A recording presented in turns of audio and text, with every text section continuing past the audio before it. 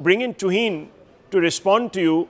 Tuhin Sinha, the criticism that came from Jan Swaraj was that, look, the economic indicators suggest that you don't deserve a second chance. Yet somehow you have transcended this criticism. How has that happened? Well, definitely, Rahul, there is room for improvement, but Bihar has come a long way from 2005.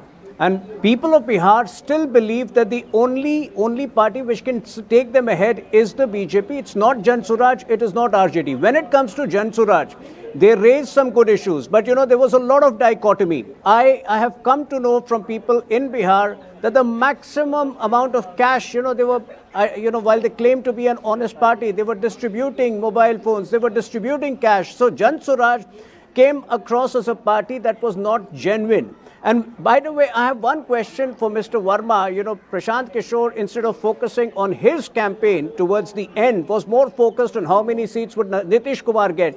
He had made all sorts of claims about JDU, that if JDU gets a certain number of seats, he will quit politics. Now, I don't want him to quit politics, but at least, he should learn from his mistakes and he should be a little more humble what are the lessons? ahead, because politics is a... I don't want to make this a combat, but okay, so let me just ask, where do you think you need to, Mr. Verma, improve that either message, presence? Where is it that you think there is space to improve? Rahul, first of all, to what Tuhin just said, I wish we had the cash to distribute. I wish we had the mobile telephones to distribute. It may have helped. We didn't. We know our limitations. But we have realized one thing, that purely on the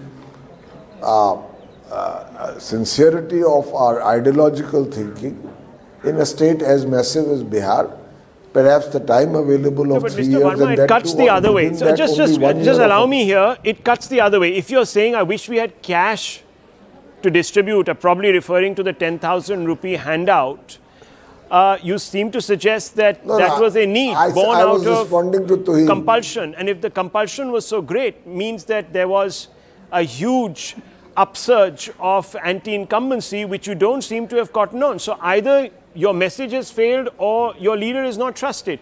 Can't be both. Or maybe both, I don't know. Could be. No, you see, Rahul, simply put, success has many godfathers, failures has many orphans. Let's not go there. I've seen other parties also. I've seen Nitish Kumar, by the way, and this is interesting, I was the first person who met him in 2014 when he got 2 seats out of 40 in the Lok Sabha election. He resigned as chief minister. Mr. Manji became the chief minister, accepting moral defeat, moral responsibility.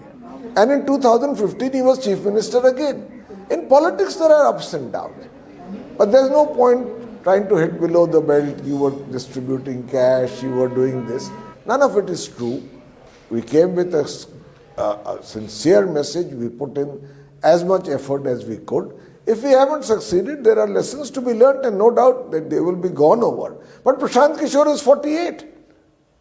If that, there is time. That's the same logic that Rahul Gandhi also gives. He's 54, 55. He's got time. Everybody has time. The point is not the time. The point is, are people buying your message? Is there resonance? Let's take, for example, Rahul Gandhi's Yatra. There was this famous Voter Adhikar Yatra that Rahul Gandhi and Tejasvi Yadav undertook in Bihar through much of August and some parts of September. It covered 183 assembly constituencies. And guess what?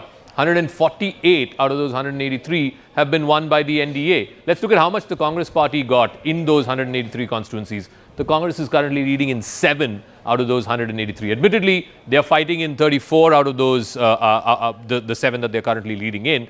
But if this whole point about, a Yatra, Voter Adhikar, SIR, Chhin Liya Aapki Hak and all that is only resulting in 7 seats, then I'm not sure. I don't think the right issue was picked. I don't think they read the mind of the voter. And I think that's the point that Rahul was also trying to make.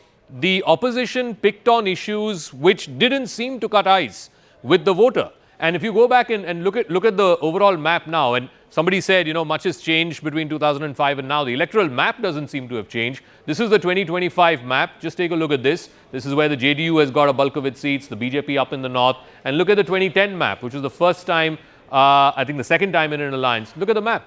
It's the exact same. This is the best performance that the NDA has had in Bihar 15 years ago at 206. Look at the map and look at the map currently. So the more, as they say, the more things change, the more they remain the same. It's exactly the same. They are inching closer to that. I don't know if they'll get to 206, but it's the best performance since 2010.